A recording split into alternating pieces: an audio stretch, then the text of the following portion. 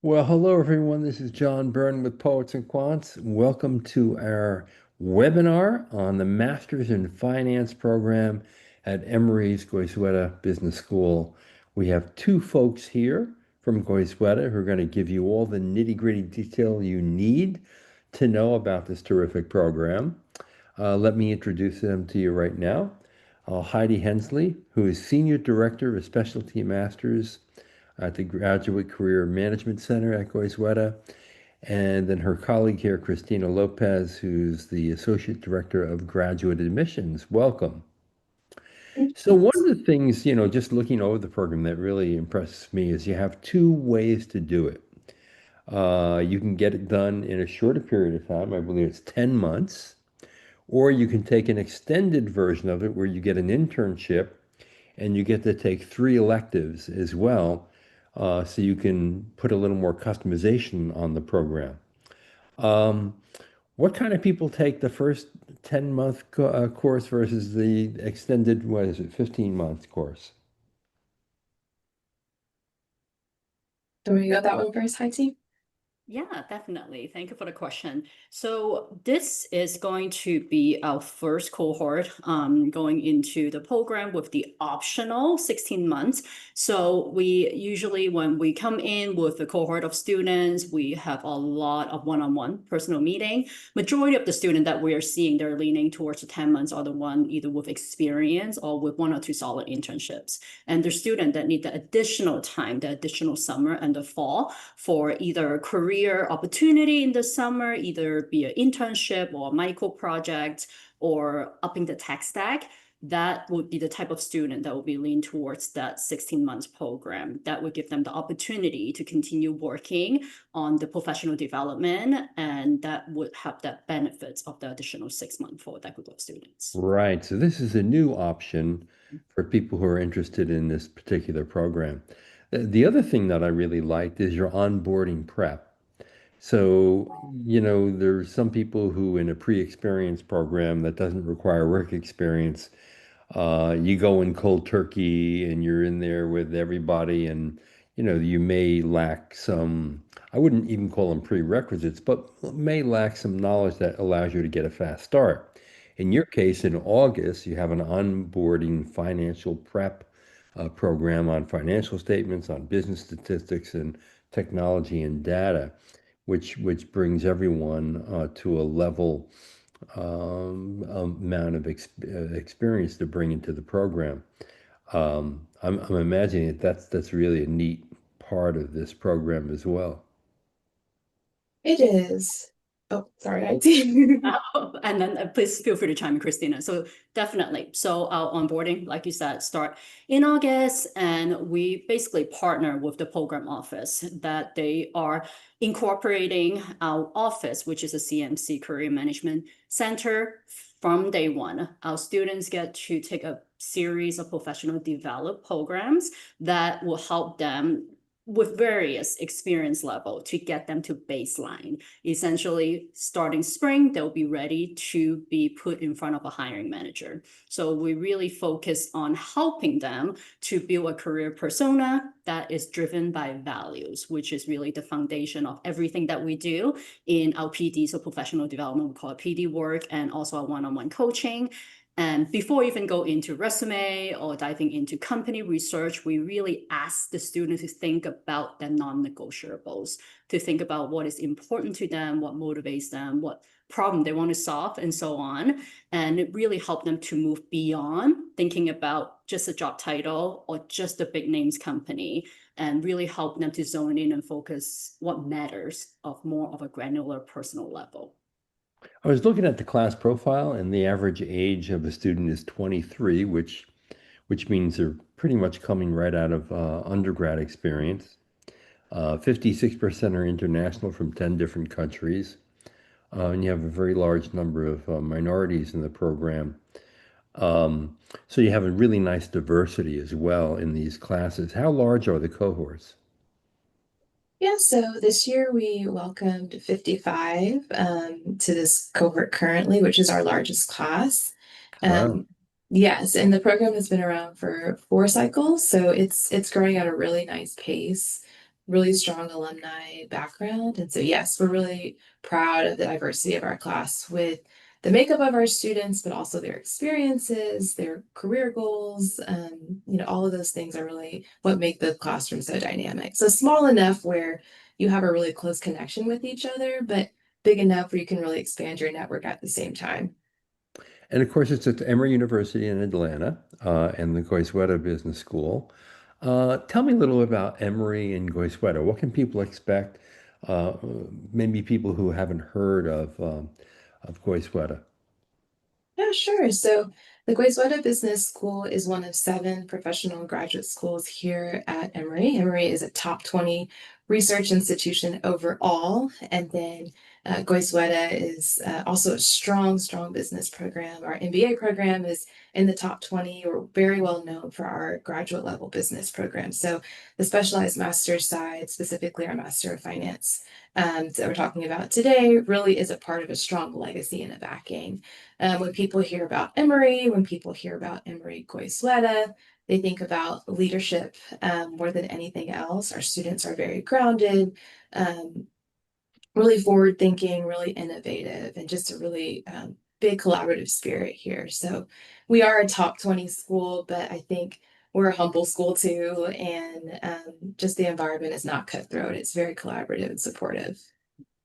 And I should mention that the school is named after Roberto Goizueta, who is the longtime chairman and CEO of Coca-Cola, which obviously has its corporate headquarters in Atlanta and has had that for quite some time. Um, who is this for? Okay, so can a poet get into this program, or is it only for quants? It is for both. So the beauty of this program is that, like I mentioned a little bit earlier, there is a wide variety of diverse interests and backgrounds, which is why we have those boot camps in the very beginning that Haiti was talking about, because we want to make sure that baseline is coming in all the same, given these different backgrounds that we have in our program. So we have individuals who have liberal arts backgrounds. We have individuals who are hardcore engineers. We have individuals who were on that finance focus, starting with their BBAs, who have worked in the finance industry, and those who have not. But all have found that finance is the direction they want to go. So this program is for everyone. The key here is that it is a specialized master's program. So we are really focusing on one very specific area of business. And so when we're building a class each year, we're seeking out individuals who are truly interested and passionate about this particular field of business. And so that evidence is through many parts of the application, but it really is open to anyone as long as their passion and interest aligns with finance. One of the things in looking at the curriculum that impressed me was the thoroughness of the curriculum and how many courses you have over the 4 core terms. There's some masters in finance programs that are, I'm not going to say light, but, there may be 10 courses and you're done. In this case, in the term 1 in the fall, you have, let's see, one, two, three, four, five different courses alone. And I'll just go through them. Coding for financial insights, data visualization for finance, equities and derivatives, corporate finance and investment banking, and then a practicum with research. So it's pretty extensive. I mean, you really get into a lot, and you cover everything from real estate to private equity to financial markets, obviously to corporate finance, commodities. You get a real good grounding in the function of finance and what it does out of this program. And it's kind of amazing, really. It is. That is the feedback that we hear from both current students and alumni is the depth of and just the wide breadth of what they're learning. And in the time period that you're learning this, these terms are broken up by 4. These blocks of classes are about 6 to 8 weeks per class. So you're gaining a lot of traction very quickly, but in a way that you're needing this information that's like, okay, this has to be applied. This is information you need to know. And the practicums that you see on our curriculum are opportunities to directly apply that knowledge in real time. So it's not getting lost in the shuffle. It is immediately put into practice, and then you're moving forward in the next term. So the practicums are sort of the experiential learning part of the program, and they end every single term. So you're actually applying immediately what you learn in what is a full-time residential program. That is correct. So the practicum experiences take place within our finance lab, which is in-house on campus specific to our Master of Finance students. 90% of their classes take place in the finance lab. So the practicums, they do try to steer them with a theme based on the specific classes within each term, led by different professionals and faculty members. And so on any given, practicum, you might be creating research reports, putting together decks, leveraging current market trends. So yeah, all of it relates to what is being taught in that particular term within the finance lab as well.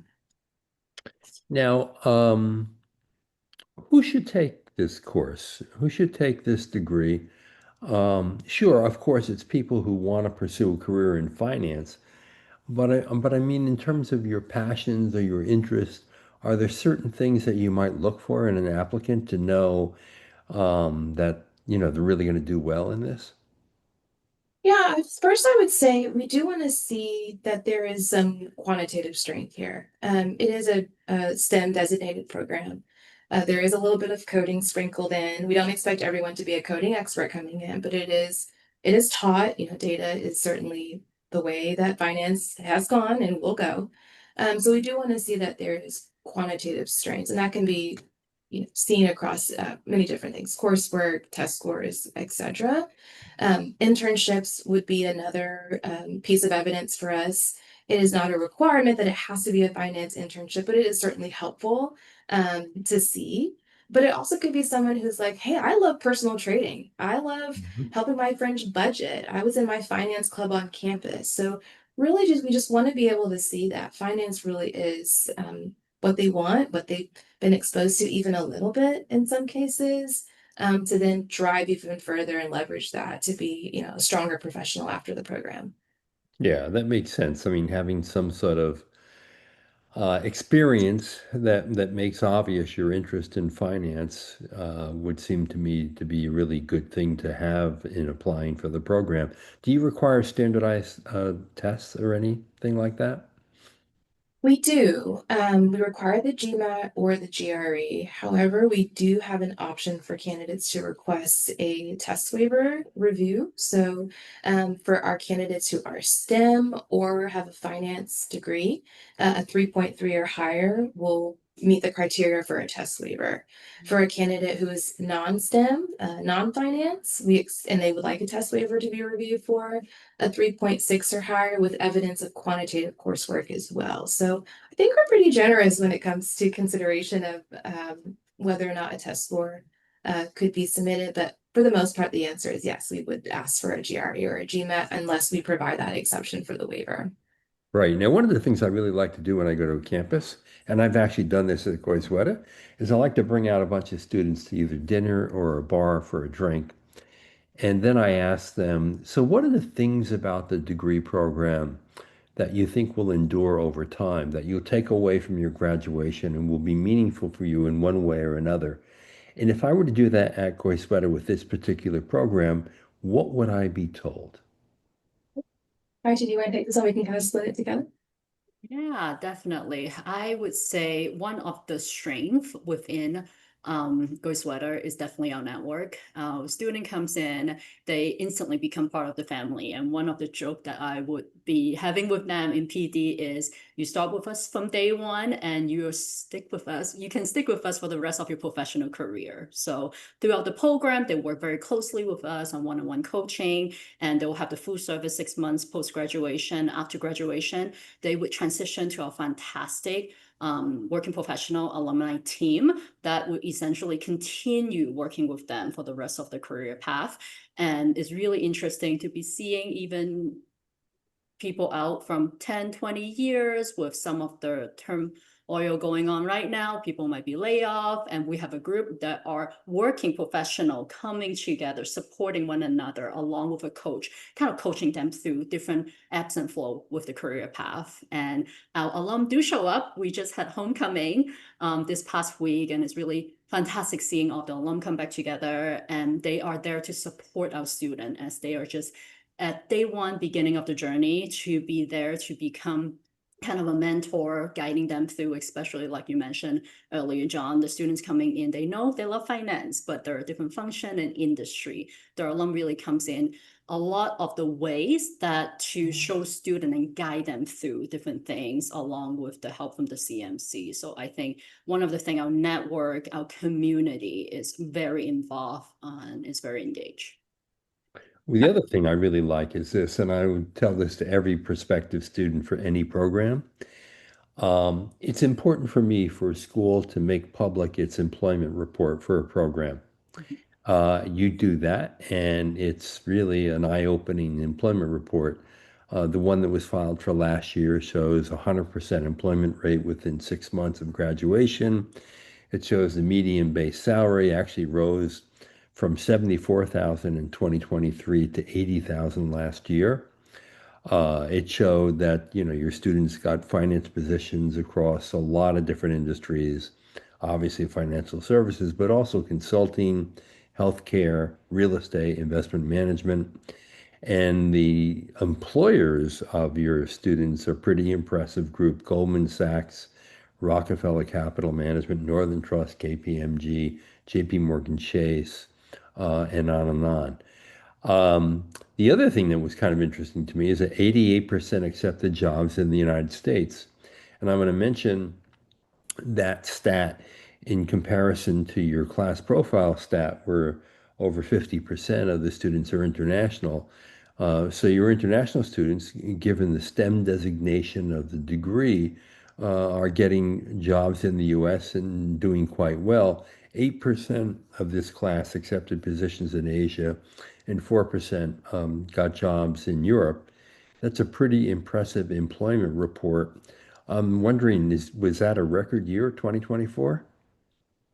Yes, so we have a big shoe to fill. So yes, last year we're at 100% for all actively seeking student within 6 months of graduation, like you mentioned. We are fortunately also tracking ahead right now, year over year, in both received and accepted offers. We are Wow, seeing an uptick in job opportunity across industry, although as you know, it's tough out there. And I'm sure you hear absolutely. that from other institutions. The hiring timeline, what we're seeing is becoming more extended. So decisions are taking longer to finalize. But on our end, what is encouraging is to seeing even student might not land the initial role, they might be invited back for different role within the same company, which really speak to me the quality of our student that really left the impression from one hiring manager that they're willing to pass the resume along to someone else within the company. So Yep.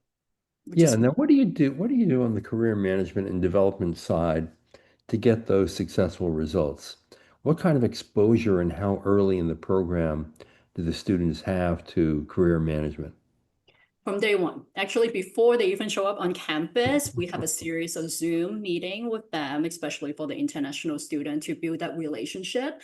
And our community is so strong, like I mentioned before. From day one, we tell them, hey, in a year or 16 months, when you graduated, you will become the alum. And I expect you to come back and talk to the next cohort. So we really start ingraining that type of community mindset from day one. So which students are going to be more likely to report the outcome when they finally accepted the offer down the road.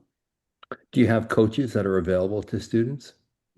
So I lead a team of specialty master students, and our coaches, we do the professional development from the beginning of the cohort, and it's a series of courses. Basically, you get student up to baseline, and then after that, we encourage students to come in for one-on-one coaching appointments. Some students like to come in once a week. Some students like to come in when the time comes for recruiting, but we have coaches available to them throughout the program.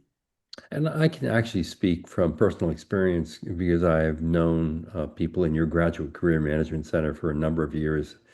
and I know of the dedication, almost the obsessive nature with which each student works with the center to ensure such successful results. Because through all your programs, you have among the highest placement rates of business schools in the United States, and that has been true for many, many years. So I imagine, the support staff in that department is really good and really devoted to the students who are graduating. And what I always say about a business school is, and this is really how a business school differs from every other school in the academy. The job of a business school doesn't end when they hand you a diploma. It ends when you get a job. And clearly your stats reflect that. There's no doubt about that. Mhm. So, what about networking? I think that there are uh, a lot of international students who may have more difficulty culturally with the notion of creating relationships that benefit yourself or your professional career. What do you do to inculcate, the value of networking over a career and a lifetime? Yeah, that's a $1 million question, John. And this is something that we really spend a lot of time working with our student. Like you mentioned, international students that are just not familiar with the concept or have a different idea of what networking is like back in the home country, or even some of our students graduated from US institution. They really didn't fully utilize the career service at the undergraduate institution. So Right. we teach them how to network as more like exploring. It's not just a transactional process. You say, hey, I come to you, get me a job. It's about building that curiosity and building that relationship, coming back to that. And I also always encourage them when you sit in a coffee chat, envision yourself 2 years out, you become the alum. What type of question that you want to hear from the person is asking in front of you? So to help them really change the content in the head a little bit, feeling like I'm taking over this person's time, I feel like I'm just asking for something, is a two-way street. So asking thoughtful question about people's career path and really helping them to map out the network. Sometimes they don't even know your personal network, whom your mom and your dad or your relatives network might be in, is the first step. Those are the low-hanging fruits, and expand it to our Goizueta network and really heavily relying on that throughout the process. And back to that, our alum cares a lot. In fact, I just got an email from an alum that had a chat with one of our students, and they just want to give the feedback to our student and continue to help us to improve what is good for our new cohort is good for our alum network. So it's really a full circle for a lot of them. So Yeah. how It's we it's start. about, yeah, it's kind of about making these collisions with other people, um, relationships as opposed to transactions. And knowing that you're doing this to gain a sort of a supporter, a mentor, or a Sherpa for your entire career, and you're not only doing it just because you want a job or you want something today. Yeah. So there are two big issues I think that are on a lot of people's minds today in regards to business education in the US. One is specific to international students who in their, local newspapers or on their streaming channels are hearing different messages from our government about how welcome international students might be here. I wonder if you might talk a little bit about them. Obviously, half of your class typically is among international students who come to Atlanta to avail themselves of one of America's great cities and great business schools and a terrific program. What can they expect when they come? I mean, if you've never been here and all you're reading is how, Trump may be sending messages that suggest that maybe as an international you're not welcome here, what should they know? Christina, do you want to take that or you want me to? Yeah. Well, I would first say that we're a very open and welcome community here, and that has been consistent across many decades. That's something that's never going to change. It's deeply ingrained in who we are as a university, and it's deeply ingrained as who we are as a business school. And so I think that will be a continued drive why candidates, internationally speaking, will still seek us because they know that they're welcome here. I also think the support that they gain, not only from their fellow cohort members, which I think is very valuable with having peer-to-peer connections, but the support we have with Heidi and her team, who are very knowledgeable of the landscape and very transparent and honest. Our staff, our program office staff, Christine Battle leads our program office for this, and she's really in tune with what students need, mentally, emotionally, making that balance, connecting students to what Atlanta and the campus has to offer. So I think the welcoming and collaborative spirit that we have here isn't ever going to go anywhere. And that's a message that we'll continue to speak out, no matter what's kind of going on in the greater landscape. Yeah, I think it's important to know for all the international prospective students out there that you are not only welcome here, you're wanted, you're desired, and your expertise and your experience, your very different cultural experience is very much needed in a class and in a global city like Atlanta. And you'll find you will make friendships that will endure over a lifetime here and have tremendous opportunities that you might not have even in your home country with this program.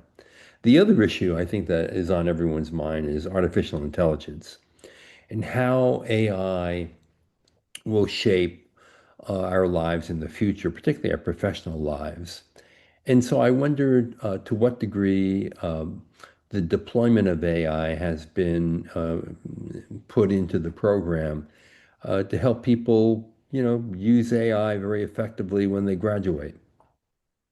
Yeah, so one of our faculty members, Dr. Tucker Balch, he actually is a co-founder of trying to name of the company. I just like, drew a blank on it. It's like a data-driven investment technology company, and his specialty is actually the correlation between AI and finance. So he's been doing this well before AI was like a thing. He worked in JP Morgan for a long time in a leadership role in the AI research team. So, because of his leadership, actually, and a lot of our faculty are incredible, all of them are. But because of his leadership, we're seeing more emphasis on areas of focus that candidates can kind of like steer in if they want to. So, in the spring, they can actually kind of select specific classes in term 3 and term 4 that are around the data technology and the AI, taught mainly by Tucker Balch, but certainly other faculty who are also experts as well. We have a new AI center on campus at Emory that's open to all of our students too. So, we're not running behind it or hiding it or treating it as the boogeyman. I think if you use it in an ethical way and you find that the relationship between finance and AI can actually work together and taught in a way that will benefit greater society, we're all for it. The other thing is, let's talk a little bit about your faculty. What kind of people are teaching in the program? I'm imagining that you have a mix of practitioners as well as theorists, and that there's a real emphasis on the practical aspects of the education and really, leveraging it to make a difference in the real world.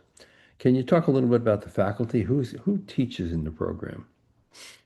I could talk all day about our faculty, and honestly, they need more flowers. I feel like faculty are oftentimes like, oh, yeah, we have good faculty, but I'm like, we really need to push our faculty because this is also a distinction of our program when you're thinking about others that are comparable. So, a couple examples in addition to Dr. Tucker Balch is Dr. Kirsten Wehan. She has been a huge supporter of this program since day one. She currently is a co-founder and a manager of her own investment fund. So when she's teaching students, especially with our Blue Eagle Capital Investment Fund, which is a student-led investment fund through Emory, she's serving as like a chief coach, as someone who herself runs her own. She has extensive IB and hedge fund experience as well. She's a really big leader when it comes to our practicum experiences throughout the terms that we have. Another one is Tom Smith, Dr. Tom Smith. He teaches through the lens of economy. So he's like a macro and micro research expert. And one of the top favorite professors across our business school. He also teaches in the MBA as well, just a really bright personality and really fun to work with. And he is also sought after on TV and radio for his expertise, especially with like current events that are directly related to finance and econ. And then another that I like highlighting is Dr. Kevin Crawley. He teaches in the law school and in the business school, has extensive IB experience on an international scale as well. So he's teaching our students, yes, the fundamentals of banking, but also in a lens of a global perspective. So yes, our faculty, and that's just a small example of so many more that invest in these students, no pun intended, that invest in our students and are teaching them, yes, practically speaking on what they need to know, but from their own professional experiences that they currently have or have worked in prior to teaching. Right. And it's a nice mix of professors of practice. Many of the people you just mentioned are actually professors of practice, meaning that they've really been in the industry or still in the industry, and they're doing finance on a regular basis. And then those who study it as an academic discipline. So you get the best of both worlds in this program. The other thing about, I think, the program is the fact that it is in Atlanta. And for someone who's never been in Atlanta, someone who maybe has never been in the United States and is an international prospective student, how would you describe Atlanta? I would first describe Atlanta on the sense of it is a financial hub. I think oftentimes people assume, well, New York City is the finance hub. That's it. You have to go to New York to work, to go to school. But I think people would be pleasantly surprised to know that Atlanta is a really big financial hub. It's the number one city for fintech. 70% of global financial transactions pass through companies headquartered here in Atlanta. Hmm. 16 Fortune 500 companies are right here. $11 billion transactions are processed annually. So the relationship with Atlanta in the finance realm is really, really a big deal. And I think something that students can consider, both domestic and internationally alike. And we actually take advantage of that. So our students go on site visits to various companies right in our backyard. Atlanta is less than 6 miles away from Emory's campus. So Truist, BlackRock, Invesco, the Federal Reserve are just some examples of companies right here in Atlanta that our students are have access to visit during these site visits to learn about these professionals and how the curriculum aligns very nicely with what they would be doing in their roles one day. And it's a fun place to be. I mean, it's sort Great of the place. center of the South. It's there's a good music scene. You've got great restaurants and breweries. You got beloved sports teams. You've got a lot of artists. It's a major cultural hub. So it's a fun place to spend some time. And you've got nice outdoor areas as well. And it's just a really cool place to be and a very dynamic city, we should add, right? Absolutely. I'm never gonna leave. And jumping in from an international student point of view, I'm from Hong Kong originally, and we moved to Atlanta about 3 years ago after living in a couple of different US cities. My husband and I and our daughter, I would say, it's a big city. You get the Southern hospitality, and people still kind of nice when you're driving on the freeway. Some might disagree, but people will still let you in and wave their hand. You get that kindness, and it really Yeah. shows through the networking. If you talk to someone, even not a good sweater alone, they would be more open to have a conversation with you. And we definitely felt that after living in a lot of different cities in the US.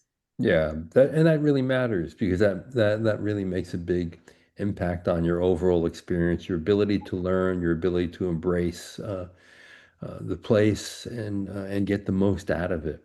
I wonder, how does the program foster a supportive and collaborative culture where there's a real sense of belonging among the students in the program in the school? What's a school do to actually make that happen? I would start with when I think you guys were talking about the lab for this particular program. Yeah, finance Majority of lab. classes and the presentation or whatnot happens in the LensNet. And when you go up there, you will see students, they are sit around tables in teams, and you'll have a ticker going around with all the stock pricing. They have Bloomberg terminals. So it's very professional environment. And I love spending a couple hours each week up there as my office hour, to sit there and the fly on the wall and answer any questions student will come up and ask. And I try to be very open. If you ask one question about his position, other people might hear. And I would say this cohort is very open in sharing information, and started from the previous cohort as well. You will hear student exchanging information. Chances are, hey, I interviewed for this job. This might not the best fit for me, but I think it will be perfect for you. And that started while they're still in the program, and that doesn't stop after graduation as they come back as alum. So I think the program office builds a very good environment for the students to be able to collaborate, starting from the physical environment. They're just collaborating and moving table every day. So they're talking to new people. And just really help us to do our job as coaches, as they're not just in a silo by themselves, thinking that they're in this on their own. It's really a really strong cohort working together, supporting one another. It could be a little stressful at times, but having this really strong sense of community, I think it really helps the student to survive. And the lab, in one way, simulates like a professional trading floor. You have real-time market data. You have a trading platforms. You can model different outcomes in trades. You really have state-of-the-art tools to do all this stuff, along with all your colleagues, of course, in your class, which makes the experiential learning even more fun.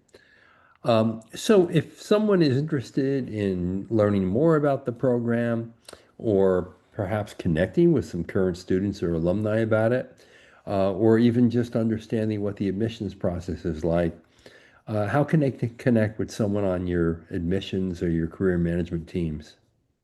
Yeah, so if someone has not applied yet and they want to learn more, they want to engage with us and get a better look at what the program has to offer, my first thing would be, you mentioned connecting with the current student. That would be great to do, because it's nice to hear from us in admissions. We're here, we're happy and excited to connect with people.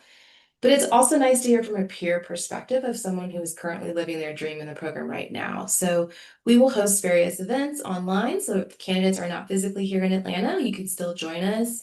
In fact, we have an event on November 14th at 11 a.m. Eastern Standard Time, which is a current student panel, to be able to hear Oh, directly from students and ask them questions. You can always email me, christina.lopez@emory.edu, to set up a one-on-one chat. We offer information sessions online, application workshops. So there's a lot of different pathways to find us. I think it's just a matter of what's the most convenient. And if it starts with me first, I'm happy to be that first point of contact and then sort of connecting people where they want to go. terrific.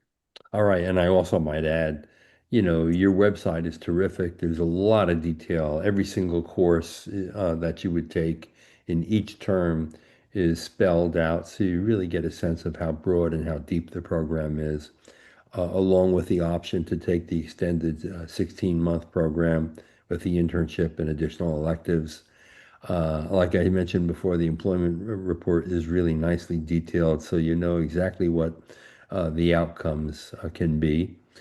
And I think the admissions portion of the website really tells you what to expect in terms of how to apply, what the school is really looking for in an ideal candidate, and what it all means, what you can do with this degree.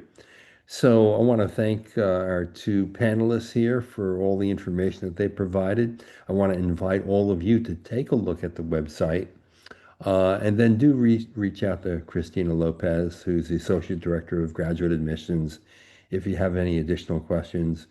And Heidi Hensley, the Senior Director of Specialized Masters at the Graduate Career Management Center, I'm sure is happy to talk to you as well. I always find the best people to talk to, frankly, are current students and alumni, because if you know what you want to do with this degree, you can isolate alumni who are already doing it and start your networking before you even begin the program, which would be an ideal thing to do by getting their perspective on what they experienced and how beneficial the program was for them. So for all of you out there, good luck. Check out the Masters in Science and Finance at the Emory University's Goizueta Business School. This is John Byrne with Poets and Quants. Thanks for watching.